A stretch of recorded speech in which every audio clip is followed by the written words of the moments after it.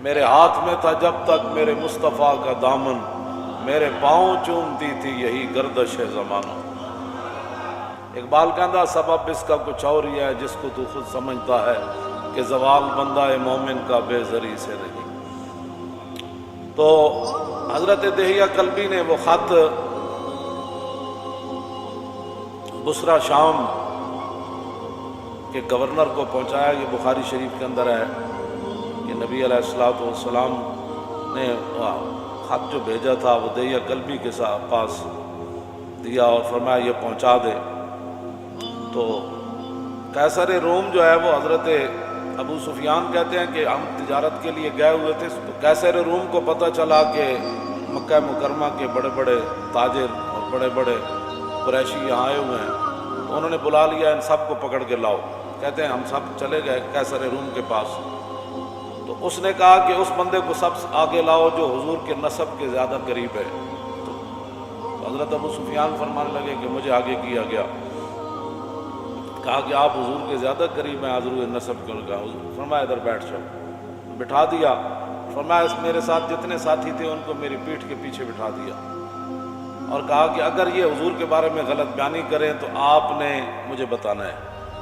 اس نے پھر رسول اللہ کے بارے میں، یہ بخاری شریف کے اندر موجود ہے، اس نے پھر رسول اللہ کے بارے میں سوالات کیے قیصر روم نے۔ تو اس نے ترجمان بلایا، کہا کہ ان سے یہ پوچھو کہ جنہوں نے یہ دعویٰ کیا ہے ان کا نسب کیسے ہے، کیف نسب فیکم؟ تو کہنے لگے میں نے کہا کہ فینا ذو نسب ہیں، اور تو بڑے عالی نسب والے ہیں، ماشاءاللہ بڑے بلند خاندان والے ہیں۔ پھر اس نے کہا کہ ان سے یہ پوچھو کہ آپ کے خاندان میں حضور سے پہلے کبھی کسی نے دعویٰ کیا نبوت؟ تو انہوں نے کہا آج تک نہیں کیا، حضور نے دعویٰ کیا۔ پھر اس نے پوچھا کہ کیا ان کے آباء و اجداد کے اندر کوئی پہلے بادشاہ گزرا ہے؟ کہا کہ نہیں، ان کے آباء و اجداد میں کوئی بادشاہ نہیں گزرا۔ پھر اس نے پوچھا کہ ان کے جو متبعین ہیں، ان کی جو پیروی لوگ کر رہے ہیں، وہ ضعفاء ہیں یعنی کمزور لوگ ہیں یا بڑے خاندانوں والے ہیں؟ تو کہا کہ نہیں، ان کی پیروی تو کمزور لوگ کر رہے ہیں۔ پھر پوچھا کہ ان کی تعداد کم ہو رہی ہے یا زیادہ ہو رہی ہے؟ کہا نہیں، ان کی تعداد تو بڑھ رہی ہے۔ پھر اس نے پوچھا کہ کیا کوئی بندہ اپنے دین سے ناراض ہو کر کبھی کوئی واپس کفر کی طرف پلٹا؟ نے کہا نہیں، کبھی بھی کوئی نہیں پلٹا۔ نے کہا کہ آپ نے کبھی ان کے بارے میں اعلان نبوت سے پہلے غلط بیانی کی نسبت کی تھی حضور کی طرف؟ کہا نہیں، کبھی بھی نہیں۔ ابو سفیان کہتے ہیں میں ایک بات اپنی طرف سے داخل کر سکا کہ صلح حدیبیہ کا معاہدہ ہو چکا ہے، اب دیکھتے ہیں حضور وعدے کی پاسداری کرتے ہیں یا نہیں۔ کہتے ہیں سوائے اس کے میں حضور کے بارے میں وہاں کوئی بات نہیں کر سکتا، یہ رسول اللہ کا مقام اور شان ہے۔ اور اگر آج کوئی ان کے بارے میں بات کرے تو قیصر روم کے سامنے جنہوں نے نہیں مانا، وہی تو فتح مکہ والے دن مسلمان ہوئے نا حضرت ابو سفیان، لیکن ایسے پھر مسلمان ہوئے کہ جاتے ہوئے پھر وہاں حضور غزوہ حنین کے لیے گئے تو ایک آنکھ وہاں دے دی اور دوسری آنکھ جنگ یرموک میں دے دی، تو پھر قیامت تک کوئی کتا ان کو بھونک نہیں سکتا۔ اور جنگ یرموک میں جب حضرت ابو سفیان نے بات کی تھی نا، سب صحابہ نے کہا کہ حالات اس طرح کے ہیں، تو ہر ایک نے خطبہ دیا، تو حضرت ابو سفیان کہنے لگے اہل اسلام حضر ما ترون، یہ منظر دیکھ رہے ہو ہم کتنے ہیں اور وہ کتنے ہیں، ان کا جنگی ساز و سامان کتنا ہے اور ہمارا کتنا ہے، ہم وطن سے کتنے دور ہیں، ہم ان کے وطن میں لڑنے کے لیے آئے ہیں۔ جب یہ باتیں کی تو صحابہ ظاہر موجود تھے سارے بڑے بڑے، تو فرمایا پریشان ہونے والی بات نہیں، فہذا رسول اللہ، فرمایا حضور بھی جنگ یرموک میں حضور بھی جلوہ گر ہیں، فہذا رسول۔ تو وہاں آپ کی دوسری آنکھ بھی چلی گئی، تو کسی کو کیا پہنچتا، آپ کا کوئی بچپن کی باتیں شروع کر دے کہ میں ایسے ہوتا تھا تو پھر میں ایسے ہوتا تھا، تو بعد میں الاسلام یہدم ما کان قبلہ، اسلام کا یہی تو کمال ہے کہ اسلام سے پہلے جتنی باتیں ہوتی ہیں جب کلمہ پڑھ لیتا ہے وہ باتیں ساری ختم ہو جاتی ہیں، بات ختم ہے، وہ تو اسلام کی خاطر نابینا ہو گئے، اور پاکستان کے روڈوں پر کوئی کتا ان کو بھونکتا ہے تو وہ تو اپنے آپ کو بھونکتا ہے، اور اس کا کیا تعلق ہے صحابہ سے؟ صحابہ تو جن خاکوں سے گزرے وہ خاک بھی افضل اور اعلیٰ ہے۔ کتنی صداقت ہے۔ فرمایا میں حضور کے بارے میں کوئی بات نہیں کر سکا، صرف ایک بات کر سکا کہ حضور نے کبھی بھی ایسی بات نہیں کی، لیکن اب دیکھتے ہیں کہ رسول اللہ صلی اللہ تعالیٰ علیہ وآلہ وبارک وسلم جو ہے وہ کیا کرتے ہیں اب نہیں پتہ۔ تو کہا کہ آپ یہ بتائیں کہ آپ کی ان کے ساتھ جنگ ہوتی رہتی ہے؟ کہا جی بالکل ہوتی رہتی ہے۔ نے کہا کہ وہ جنگ کا نتیجہ کیا ہوتا ہے؟ کہا کہ الحرب سجال، جنگ تو ایک ڈول ہے، جس طرح پانی بھرنے کے لیے بندہ کنویں میں پھینکتا ہے تو ڈول، تو کبھی ایک آدمی پانی ڈول سے نکال لیتا ہے، کبھی دوسرا۔ مطلب یہ تھا کہ کبھی ہم جیت جاتے ہیں کبھی وہ جیت جاتے ہیں۔ یہ اس نے پھر پوچھا کہ وہ آپ کو حکم کیا دیتے ہیں، کس بات کا؟ انہوں نے کہا کہ قلت یقول اعبدوا اللہ وحدہ ولا تشرکوا بہ شیئا واترکوا ما یقول آباؤکم ویامرنا بالصلاۃ والصدق والعفاف والصلہ۔ انہوں نے کہا کہ وہ ہمیں حکم دیتے ہیں کہ جناب اللہ کی عبادت کرو، اور جن پر تمہارے آباء و اجداد تھے بتوں کی پوجا کرتے تھے وہ سارے معاملات چھوڑو، اور حضور ہمیں نماز کا حکم دیتے ہیں، سچائی کا حکم دیتے ہیں، پاک دامنی کا حکم دیتے ہیں، اور رسول اللہ صلہ رحمی کا حکم دیتے ہیں۔ کہا کہ حضور یہ ہمیں حکم دیتے ہیں۔ اب 11 سوالات کیے اور ان میں سے جواب 9 کے، پھر وہ اس کو ویسے ہیراکل پڑھتے ہیں، ہیراکل یا ہیرکل پڑھتے ہیں، ویسے لوگ ہیرکل کہتے ہیں، ہیرکل یا ہیراکل دونوں طرح۔ انہوں نے بخاری شریف کے اندر بھی اس کا ضبط دیا ہوا ہے کہ اس لفظ کو کیسے پڑھنا ہے،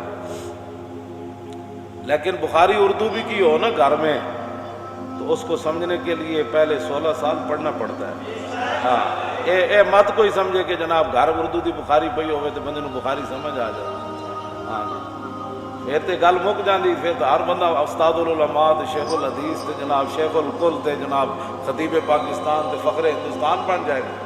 ہاں گھر کتاباں ساریاں پئی نہیں ہوندیاں، پھر سویرے تسی منڈیاں نو کیوں سکول بھیج دو،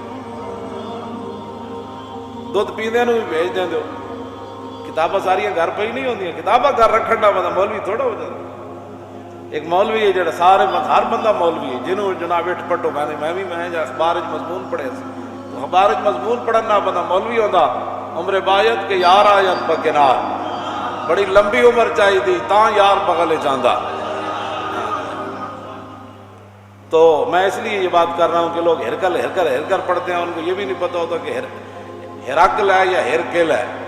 اس نے پھر آگے سے حضور کی ترجمانی کیا کی سنیں۔ اس نے حضرت ابو سفیان کو کہا کہ میں نے آپ سے یہ پہلا سوال کیا تھا، فقال لترجمانہ قل لہ سألتک عن نسبی فذکرت انہ فیکم ذو نسب وکذالک الرسل تبعث فی نسب قومہا۔